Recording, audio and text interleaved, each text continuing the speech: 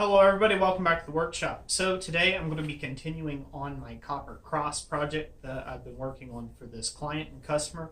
The deadline is going to be coming up here soon.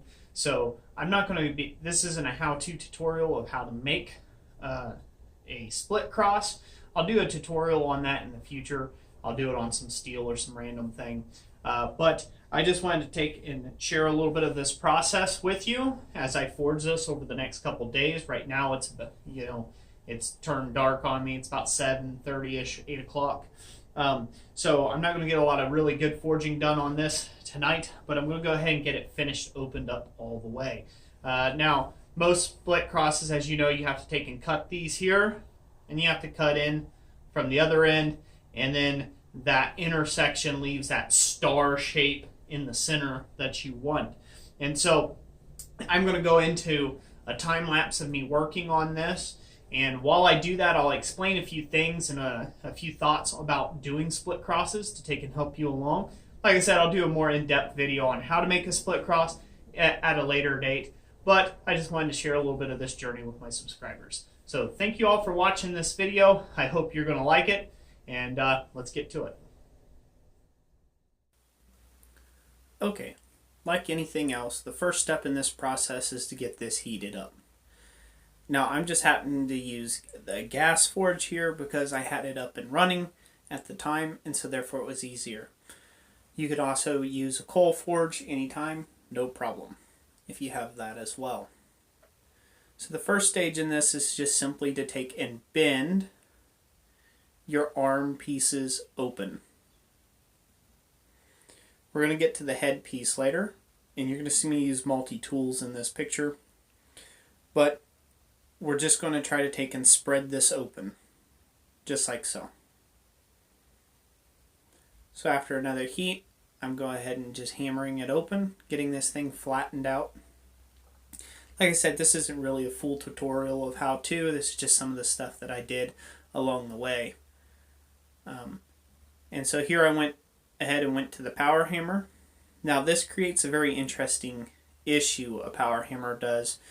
A power hammer, you can only get so far in on them dies, and so therefore when working with a complicated form like a cross like shape or a crucifix or anything where you've got a top and bottom shoulder, clearance is always an issue to get in at the power hammer dies. So what you'll see me do here is I'm just roughing out the form first, and then I will come back at the anvil here after I get all my arms and the legs of the cross and everything drawn out under the power hammer a little bit to finish everything off, as I can have a lot more control with the hand hammer over at the anvil than I could have at the power hammer. So this is where a power hammer isn't necessarily the handiest, especially when working with a complicated form like this. Now one thing I want to share about a split cross, you always want to be very careful where that center split is. You don't want that to be riding up on the anvil and then you hammer a hammer blow against it by accident. What this is going to do for you is it's going to distort that actual little split in the center, so it'll look less attractive. Now there's some people who just beat out the twist look altogether and try to take out as much of that as possible. And there's also a thing called like a Christopher cross, and it has a big, it's the center of it's kind of drifted open, and you can see that a little bit differently there. They don't have it all the way there. You don't see the twist is what I'm trying to get at there. Sorry, had a brain fart moment. So now all I'm doing is I'm finding out roughly the center. This isn't super accurate. It doesn't have to be.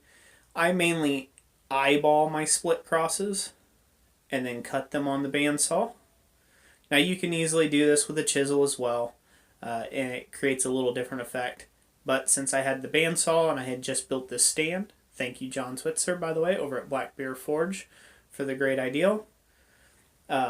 You can see how handy that was to just cut those splits all nice and even. And really, you know, all we were going for here is just to do 2-inch splits, I believe, or 50 mil is all the longer I made the cut. And now just opening up these cross points and drawing out the tines, so to speak. Kind of the same way that you would make a roasting fork or anything of that nature. And now here comes the fun part. So as you can see, I'm just kind of like working these up into kind of a semi-crook around thing. Later on, I will actually scroll these up better. They'll be a lot tighter than what they are right now, but that's a pretty attractive looking cross in of itself. Another design I might do in the future.